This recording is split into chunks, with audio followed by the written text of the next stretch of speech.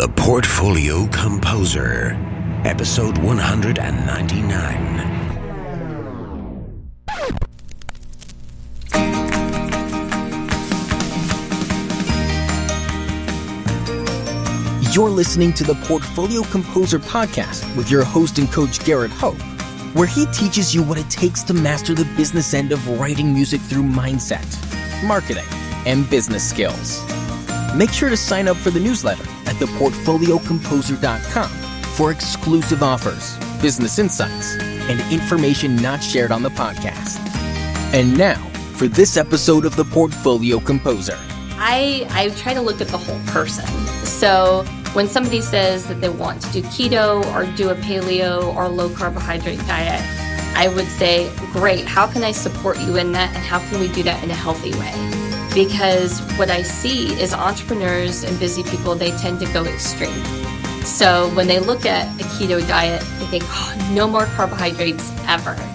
And when I look at that, I think that's just sad. This episode is brought to you by Dorko, the music notation software from Steinberg. Just released, Dorko Pro 2 is a major new version, including features for musicians working in film and TV music and in jazz, rock, and pop. Steinberg have also released Dorko Elements, a new entry-level application that packs all of the essential power of Dorko Pro into a simple, streamlined package that is ideal for those getting started. Find out more later in the show. Hey everyone, welcome to episode 199 of the Portfolio Composer podcast. I am your host, your coach, your teacher, Garrett Hope, and I'm so thrilled that you're here listening to this podcast yet again. The live events in Chicago that happened earlier in November went off so well, and they were a great time. I look forward to sharing with all of you in 2 weeks the live interview with Stacey Garrett. She's one truly amazing person, and it was a magical evening filled with her music. This episode is pretty special too, because one of my friends and fellow Lincolnites, Amber Pankonin, agreed to sit down with me and talk. She is a registered dietitian, a podcaster, an entrepreneur, a freelance nutrition consultant, a media spokesperson, a blogger, and an adjunct instructor at the University of Nebraska-Lincoln. She's overall pretty awesome, and she and her husband are deeply involved with the startup community here in Nebraska. And in fact, there is a growing technology hub happening here in the Midwest. Lincoln is part of what's called the Silicon Prairie. As companies are fleeing Silicon Valley, they're finding new homes, especially in places like Lincoln, Nebraska, and new companies are starting up here all the time. And she is a part of that community and is helping entrepreneurs and people living high pressure situation jobs, such as musicians and composers ourselves, to live healthily and to make great choices with our lifestyles and our mental health and our diets. So this is a really fun conversation, and it is a pleasure to sit down and speak with her. I hope you get a lot out of it. And if you noticed, there's some new music. I talk about this a little bit later in the podcast, but this was music that Amber commissioned me to write for her podcast. The opening music is the theme show piece for the Healthy Under Pressure podcast. And this episode will end with the music that she commissioned me to write for the new podcast called The Content Generation. All right, enjoy. I have been on this health journey that I can tell you about in detail if you want for the last 5 or 6 years. And it's been up and down. Currently, the weight side is up. But as an entrepreneur, I recognize, well, as a creative even, the relationship between what I'm eating and how I'm sleeping, how I'm thinking, how creative I can be. And I know that you and your husband, you are like deep into this startup community and entrepreneurship, and you teach about this.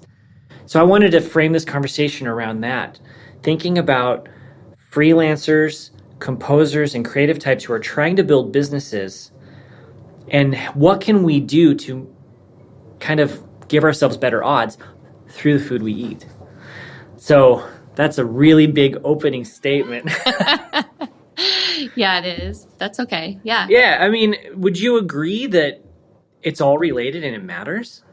It's definitely related. Okay. Yes. How is it related?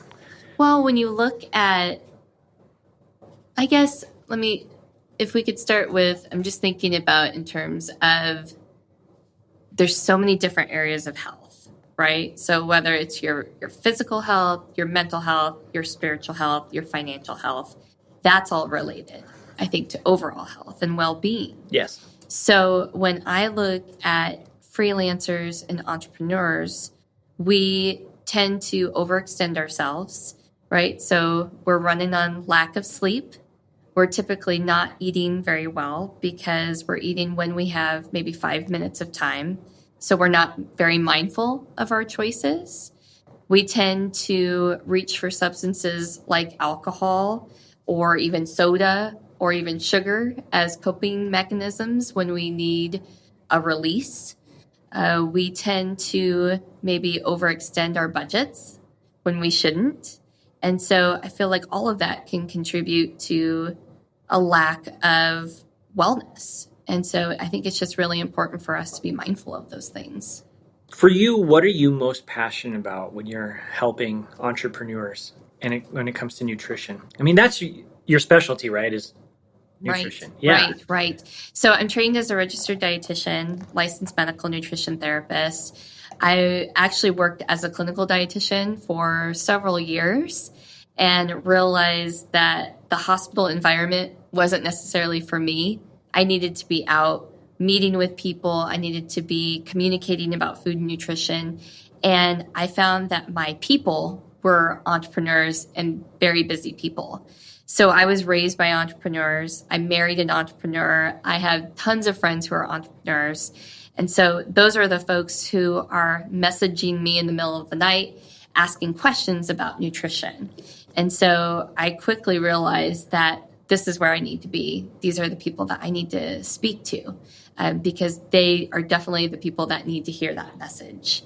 And so that's where really the passion started in terms of finding my audience and finding who I wanted to appeal to. What are some of the most common mistakes that you see entrepreneurs make? I would say, like I said earlier, it's the lack of sleep. It's the lack of resources, right? Which you may think could be a problem, right? If you don't have access to healthy food, if you don't have a car even to get to the grocery store. I mean, there are so many elements that I think can play into that. Absolutely. So sleep, resources, Yeah. and when you were kind of defining resources as not necessarily like money in the budget, Right. but it's like the ability to get to where you need to be to get the right choices. Right. So it could be a number of different things. Yes. So obviously financial resources, but even resources in terms of, your transportation, even a community around you can be a resource for you. And if you are a solopreneur, if you work by yourself, not having a community of people there to keep you accountable or to keep you going, I think that can be tough as well. I can speak from my life that that's true. If you don't have that kind of support. Right. And especially at home. Yes, exactly. Right. I feel pretty lucky that I am married to an entrepreneur because we both understand it. We understand that lifestyle. But for a lot of entrepreneurs, they are, maybe they're married to a spouse or they have a partner that doesn't necessarily understand that lifestyle. And so you need to make sure you're with somebody who can support you and support just that drive within you. Yeah. Did something happen in your journey as you were growing up that made this something that you wanted to focus on? I would say, just constantly watching my parents be busy growing up, that definitely has played into it. But I would say, a few years ago, I was diagnosed with high blood pressure. And I discovered that that's actually a genetic issue. And high blood pressure, I don't know if you are familiar with the stats, but now two out of every 3 Americans struggle with either high blood pressure or pre-high blood pressure, which puts you at risk for heart disease and stroke. And as I was diving into the research around it, I realized that stress can definitely play a role in high blood pressure. It's not just genetics, but you can have weight, you can have diet, right? And then, of course, genetics play into that. But I realized that the more I was stressing out about things, the more my blood pressure would elevate. And so I knew that I needed to pay attention to that in addition to eating well and sleeping and getting the good nutrition that I need. There have been a lot of, I'm reluctant to use the word fad diets because I've seen success in my life by eating paleo or going keto. Yeah. But it's also trendy. Right. Yeah, absolutely. Are these really healthy choices? I'm thinking, what advice could we give to composers to help them make better choices? Yeah, this is a tough one. Well, I would say I try to look at the whole person. So when somebody says that they want to do keto or do a paleo or low carbohydrate diet, I would say, great, how can I support you in that? And how can we do that in a healthy way? Because what I see is entrepreneurs and busy people, they tend to go extreme. So when they look at a keto diet, they think, no more carbohydrates ever. And when I look at that, I think that's just sad because I love carbs and, like most people love carbs, but there has to be a balance, right? There needs to be a balance. And I think if we did go back to, eating those healthy sources of carbohydrate, we probably would feel a lot better. We just tend to overdo the carbohydrates that aren't really great sources of nutrition. And so when it comes to paleo, I would say let's look at it from an overall well-being perspective. It can be expensive, right, for some folks because, as you know, you're buying high-fat items. So maybe that's meat, maybe that's avocados, dairy. A lot of those high-fat foods can tend to be a little more expensive. So that can be stressful for some people who think they have to spend more money, right, when money might already be an issue. I also have seen that following diets like that or any fad diet can tend to cause a lot of anxiety. And I've seen anxiety and depression, in a lot of different entrepreneurs and busy people already that, adding that element of diet stress and diet culture can tend to cause additional anxiety, which might not be healthy for the entrepreneur. How do you see this play out at home? Because there's an entrepreneurial journey of wins and losses, and it's hard, and it takes a long time before you cross that hurdle where things are really, financially working. And this whole time, you have to stay healthy. So what have you and your husband done as you pushed through this? Or maybe you're still pushing through it. Right. Well, you mentioned, too, that there might be a point where you get to that level of success. And I think that's the perception, is that it might get easier once you get to that level of success. And I don't necessarily think that that's true. Well, it doesn't. I think that if you're struggling now, you're probably going to struggle forever. I mean, I don't mean to sound like a Debbie Downer, but just because you reach a certain benchmark or a certain point, there's always going to be those stressors in life. So maybe you wouldn't have the financial stress, but you might also have emotional stress that's happening in your life elsewhere. There might be, stressors in relationships. Maybe it's in your marriage. I mean, you're always going to have, I think, those different pressures. So whether it's coming from work or a relationship, there's always going to be that pressure. So I would say for us, what we have learned to do is take it one day at a time and celebrate the wins when we can. But there may be multiple wins, so you can't necessarily celebrate with food. And so learning how to cope, I think, in other ways beyond food, I think is also really important. What advice could you give for people who need alternatives? There are a number of different things that you can do if it's, if you have those financial resources. Maybe it is taking a break. Maybe it's going on a vacation. Maybe it's just getting out of the house, getting out of the office and taking a walk with your spouse, your partner, your dog, right? Just treating yourself to a moment of zen, a moment of peace. And I think that can be a reward for people. I know for me, it is letting myself learn new things. Maybe it's spending time with an old instrument that I used to have that I haven't picked up in years, right? Maybe it's learning a different skill in online marketing, right? It's something that is not necessarily focused on my business, but something that I'm excited about, something that I want to learn about. You think like an entrepreneur. You were raised by entrepreneurs. And a lot of the composers that I help, and myself, we're not in those kind of situations. Right. Like I was taught that you get a job, you go to school, and then you get a job. Mm-hmm. And there will be jobs. And the reality is right now, especially in the creative fields, there are no jobs. Right. Those that are in the academic world, there are fewer and fewer, and there's no guarantee. So we have a glut of PhDs that are out in the world, all trying to compete for the same jobs. Otherwise, you're freelancing, but we're not taught these skills. And because we were raised in environments that said, get a job, stick it out, all that stuff, our mindset is a little bit different. Mm-hmm. And I'm hearing in the subtext of your words that you didn't have that. So you kind of approach it in a slightly different way. But how do you help entrepreneurs of any type battle that kind of job mentality and the scarcity mentality as you go into entrepreneurship? Oh, goodness. In terms of, I guess, reassuring them that it's going to be... Just saying it's going to work out, you're going to be okay? Gosh. So I would never encourage any entrepreneur or solopreneur to go out on their own unless they had a plan.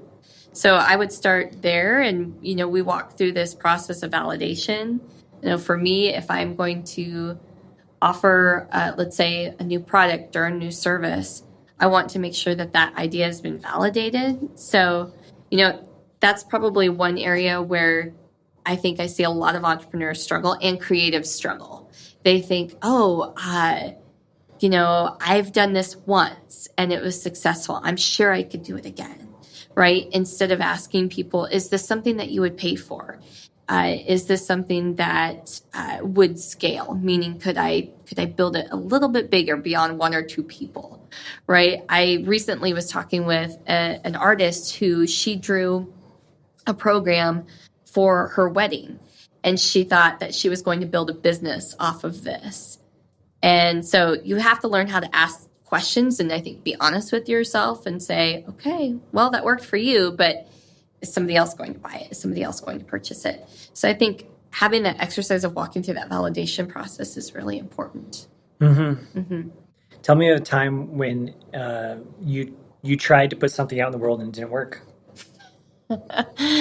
Oh, let's see here. When haven't I tried that?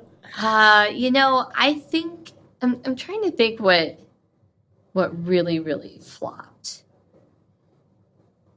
Well, I would say when I first got started, when I went out on my own, I was actually certified in pediatrics because of the hospital that I worked at. So I thought, I'm going to go out on my own. I'll do nutrition counseling, but I was focusing on pediatrics, which wasn't my audience. Again, it wasn't, who I needed to be spending time with. And so that failed really badly because I had so many families who were coming to me, but they couldn't afford to meet with a dietitian. And it wasn't, again, in my heart to really serve that population. And so that completely failed. Because I really don't have a lot of empathy, or at least when I was starting, I didn't have a lot of empathy, and I've learned how to channel that. And again, now that I can relate better to entrepreneurs and what they're going through, now I feel like I have more empathy for that population. Okay. Mm-hmm. So do you think if you were to go back into those situations, you'd be able to help those groups of people better? I think so. Yeah, I definitely think so. But there's things that you learn in any profession, I think, when you're starting out, right? As, yes. Whether you're a teacher or a dietitian or, even a composer, when you're first starting out, you think that you know it all, right? And so... Don't we all? Yes. Yeah. And I certainly did not have those skills. I was trained as a medical nutrition therapist, but That therapist term is so broad. It's so broad. I did not have the chops to be able to actually Therapize. We'll talk with people and walk people through the challenges and identify the struggles and the triggers. And especially for pediatrics. I went into pediatrics originally because I was thinking, I really love kids. I love, working with these complex issues. However, it wasn't working with kids. I was working with the parents.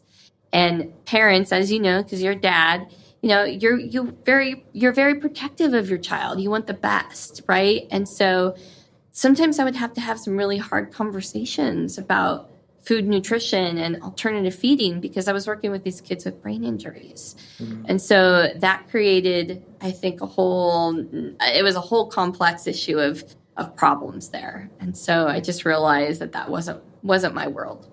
Oh, right. Yeah. So embedded in a lot of the things you've been saying on the last little bit, you keep talking about your audience and figuring out who that was. And this is something I help composers with a lot. And so I want to drive home this point first for those who are listening, that doesn't matter what you're doing, you have to figure out who you're serving. And like Amber just demonstrated, you can't be all things to all people.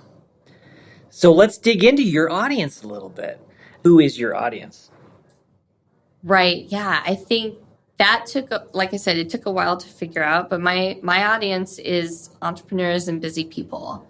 And I would say, again, if you're struggling with that, you have to figure out who are my people, right? Mm-hmm. Where do they hang out and what do they want to hear? Yep. And so I had to walk through all of those different steps. And I would say if somebody, I don't know, if everyone is loving you and listening to your content, maybe you're doing it wrong. I don't know.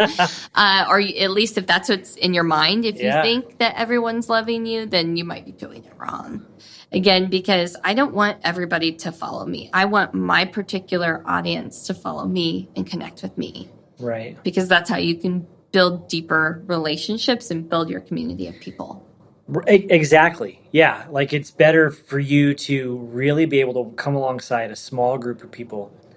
The narrower, the better. Mm-hmm. Ben Settle is a copywriting teacher. Are you familiar with Ben Settle's work? He teaches marketing and things. Okay. He has a podcast. He's awesome. Weird guy, but he takes this in terms of audience building. He takes the analogy from the book of Revelation, where when Christ is giving his judgment, he says, I want you either hot or cold. If you're lukewarm, I'm going to spit you out. And Ben says, this is how I want my audience to. You can love me or you can hate me, but I don't want any middle of the road people, because the people that love me, those are the warm people, right? Those are the people I can really serve. Those are the people I can help. And I think that's true whether you're a composer or a dietitian or anything. People can hate you. It's fine. Ignore them. But the people who are blasé and they just kind of they just want free info or whatever, they're not going to pay you for your services. They're not going to pay you to write music. Right. Yeah, absolutely. I love that. This episode is sponsored by Dorko, the future of scoring. And we want to feature real Dorko users so you can know that real composers out in the world today are using Dorko to make their careers happen. My name is Joel LaViolette. I'm a musician. I have several bands. We travel internationally. I also teach traditional Zimbabwean music. I think the obstacle that prevented me from jumping to Dorko right away was just that it's so new. I really wanted to watch it and see what features existed. I love just how clean and clear the output is. I do most of my composing in Cubase, but the notation aspect of Cubase isn't as pretty or as immediate as it is in Dorko. For me, working within Cubase and then being able to export the XML and drop that right into Dorko is just awesome. Just instantly have something that looks great, that my musicians can read easily. I'm not having to spend hours and hours having to edit the notation to make it convey what I'm trying to say. I don't know if this is a benefit or a feature, but I just think this is so cool. Something that's really awesome is a lot of times I'll write parts within Cubase that are pretty complex. And then I can bring that into Dorko. And then depending on the level of my students, I can really easily just highlight several measures and then simplify the rhythmic structure of it. And Dorko's really smart with how it handles that. I'll create a few different flows, and then I can have more and more simplified versions of the parts depending on the students that I'm working with. I'd say anybody that is a composer or is a musician that's needing to quickly write charts for their band to play, I would say it's worth the price of admission. It's just so fast and so easy to make different variations and things. So I'd say anybody that, if that sounds like you, definitely go for Dorko. I really appreciate that Steinberg has put the effort and the money into bringing in a great team to do this. It's really great to just see that there's a fresh approach and that those people on that team are being supported. And if you go to the forums there on Steinberg, you see it's really active, and you see that the developers are actually right there answering questions and, helping guys and ladies like me out who, might not even be coming into this from the engraving world. So it's great. I'm really happy that they're doing it. The kind folks at Dorko have set up a special web page so you can go and download a free 30-day trial copy of Dorko. So go and do that. Have been using the program and I'm absolutely in love with it. Go to dorko.com/TPC. So you had this journey of starting in the hospital, figuring out this isn't really the people that I'm meant to serve. What was your next step then? So I was like, today, I think everybody has a side hustle. So I had started that process probably, it was about 8 years ago. Yeah. So I went out on my own 6 years ago. So there was a period of a couple of years where I had an opportunity to test the waters and build some clientele as I was ramping up to go out on my own.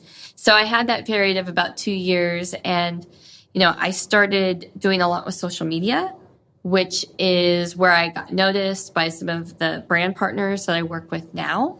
And so having that opportunity to kind of build that up really set me up for success later on. Okay, because these people gave you more opportunity? They did. And I was able to expand that. Once I went out on my own full time, I had obviously more time to focus on that. And so, I started ramping up a little bit more with my blogging, my writing, my recipe development, food photography, doing more media work. So I do a lot of local TV and radio, and that definitely, I think, helped just play into that overall brand building process that I was trying to achieve. Yeah. I wanted to talk to you about your TV stuff. Yeah. How does that work? How does one get on TV? Well, it depends on, again, what you want to accomplish from it too. I mean, I actually started building relationships with reporters over Twitter. And so when people say Twitter is pointless, there's no point to it, I would totally disagree, because that's how I started, was Twitter. I built a lot of my following on Twitter. And so I started connecting with local reporters. And that is where I got noticed. I had a message come in one day that said, hey, would you want to be interviewed about this story? And of course, I jumped on that opportunity. But I would say, if you have an opportunity to get some media training, that can be really, really essential for you. I know you're a communicator, you get it, but a lot of entrepreneurs don't know how to talk about their business. And so, They don't know how to talk in public. No. And especially, it is a different experience, as you know, when you get a microphone or a camera in front of your face, right? You tend to say different things that you had never thought you would ever say. So getting some training on that was really, really, really important, even for myself. So you built these relationships, and then just slowly opportunities happen. Right. Well, you also have to learn how to pitch yourself. So there is, I guess, I don't know if it would be different for composers versus dietitians, but if you do have a story idea, you want to see if you can build a pitch around that and then pitch it to a reporter. And so learning how to do that was something that I spent a little time, like I said, doing some media training, learning how to pitch a story was also really important. So, being able to even invite reporters along on different press trips that I was doing, that also helped too. Yeah. Yeah. One of the things that I help composers understand is how you can provide value to your audience. Mm-hmm. So when you're pitching yourself to these reporters, you put it in terms of a story. But what they care about is entertaining and providing value to their viewership. Right. So how do you do that? How do you provide value to the people who are concerned with value on another level? Like, what was that pitch like beyond just, I have a story to tell? Right. Well, there also is something to be said for consistency and follow-up. Mm-hmm. So let's say you start building a relationship with a reporter, and then maybe other phone calls, emails come in. Always respond back within the first couple hours of getting that note. That was something, too, that I think a lot of people take for granted. Maybe you get a note from a reporter. They have to jump on that story right then and there. So making sure you're responding back right away, I think, is really, really important. And then back to your, I think, original question with that, which was making sure you're serving their audience, right? Mm-hmm. Yeah.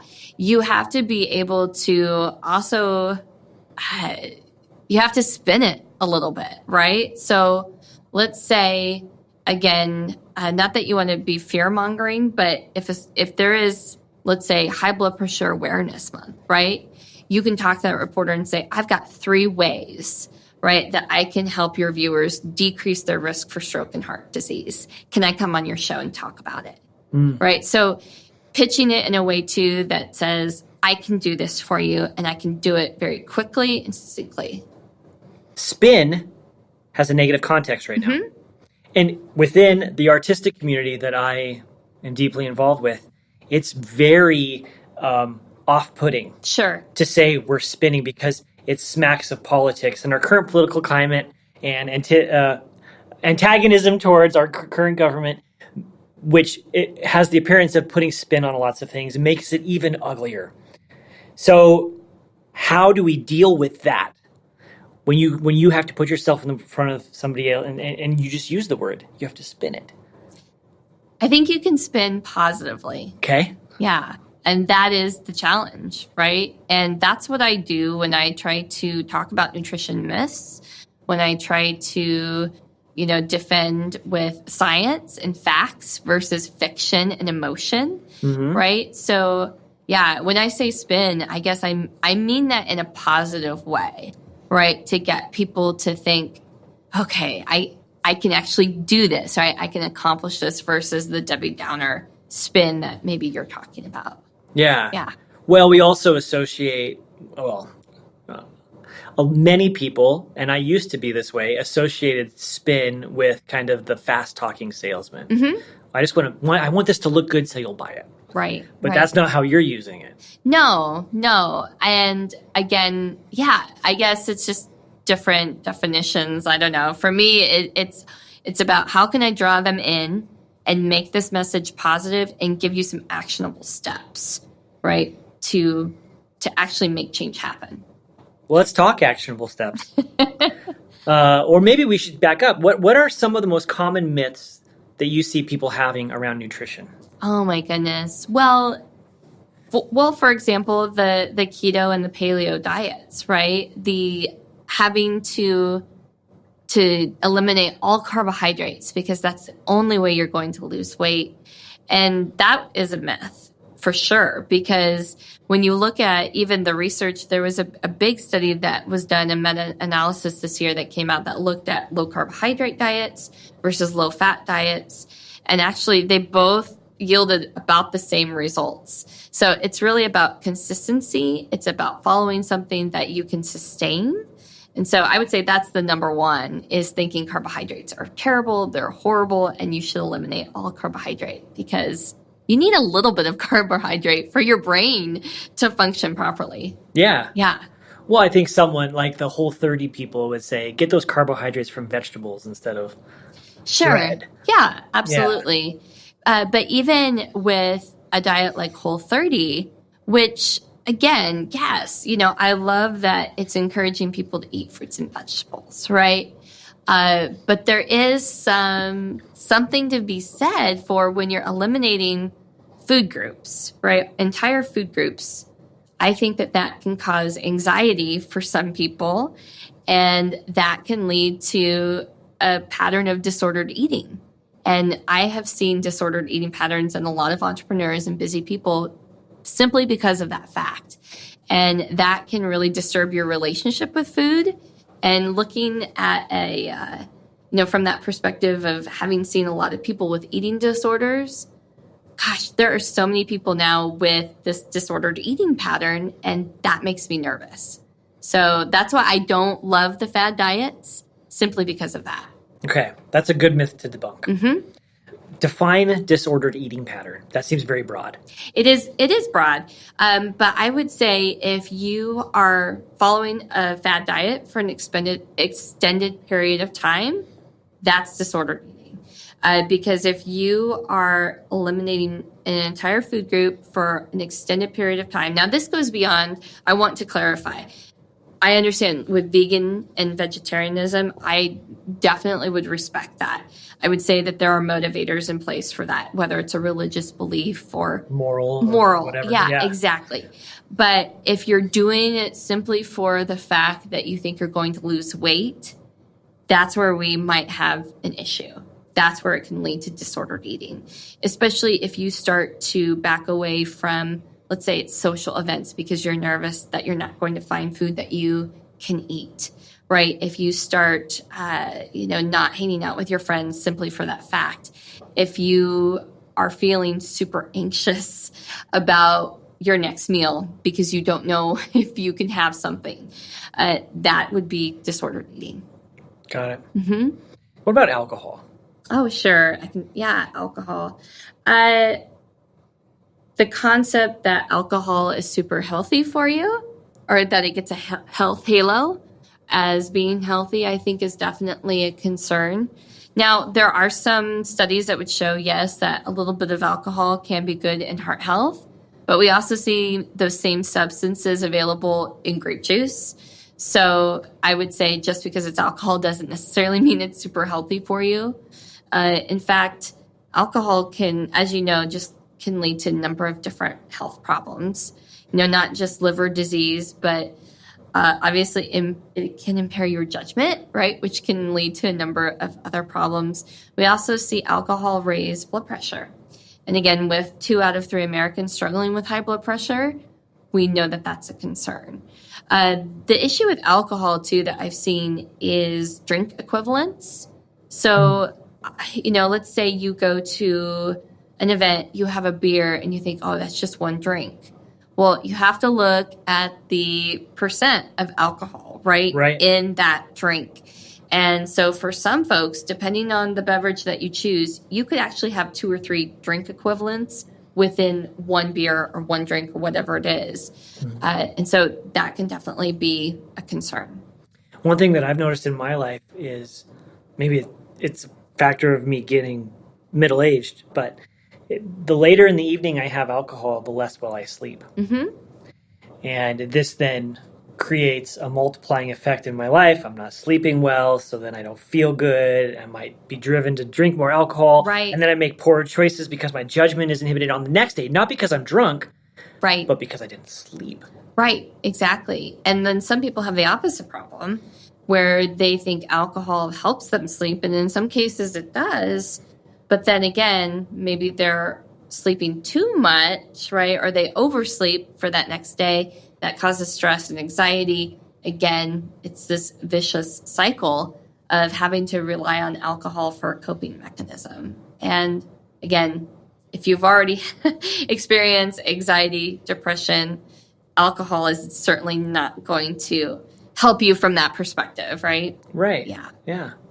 So what's one thing composers can do today to move themselves forward? I would say visibility is key because, like, for me, right? When I was trying to figure out the world of podcasting and music, you were visible.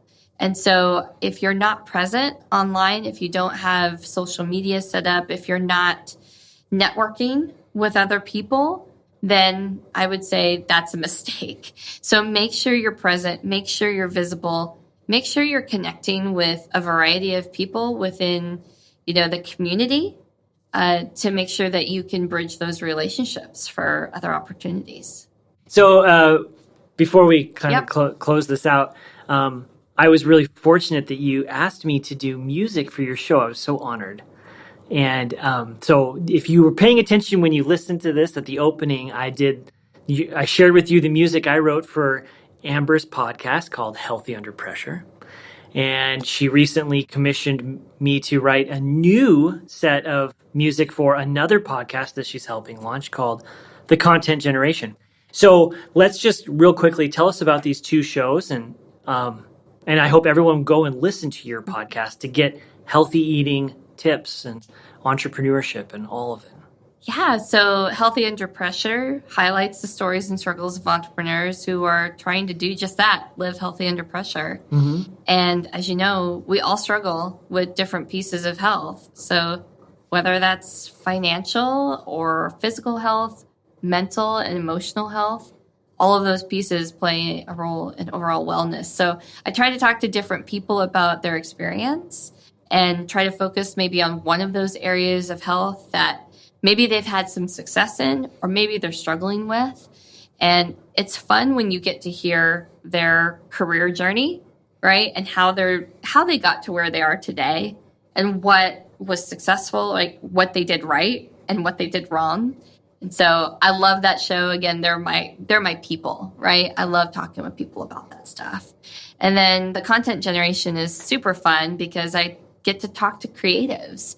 I get to talk to people who are making content for themselves or for a brand, who've been trained in different areas like videography.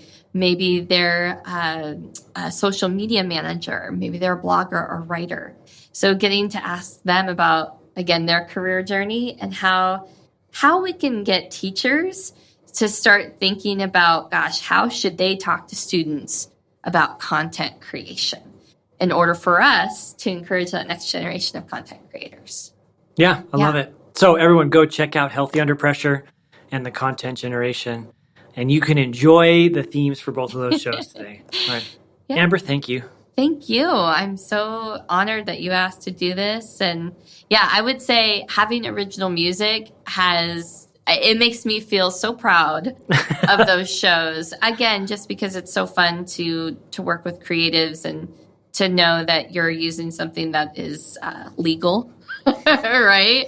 Yeah. Yep. Mm-hmm. Yeah. You didn't just find it off YouTube somewhere. Oh my gosh. Yeah. Yeah. Well, and that's something we have to teach students, right? In order to do content creation is teach them you can't rip off photos, you can't rip off music. And yeah, I think, again, it's that concept of digital citizenship. Absolutely. All right. Thank you. This episode is brought to you by Dorko, the music notation software from Steinberg. The brand new Dorko Pro 2 introduces best-in-class support for composing to picture. Using the same powerful new video engine found in Cubase and Nuendo, attach a video to your project. Play it back via the dedicated video window and see thumbnails in play mode. Add markers at crucial points in the action and display them in the score. Use the new tempo automation controls in play mode to line markers up with beats, or find a tempo for the whole cue. New tools in play mode allow you to edit the tempo and dynamics of your music graphically, applying default curves to provide more nuance to gradual tempo and dynamic changes. Add lanes for MIDI controllers and draw data to bring your music to life. With Dorko 2's new automation tools, you can add realism and nuance to the virtual performance of your music, taking it one step closer to the stage or concert hall without leaving your music notation software. And that's only the beginning. Check out the brand new Dorko website at dorko.com/TPC to find out more.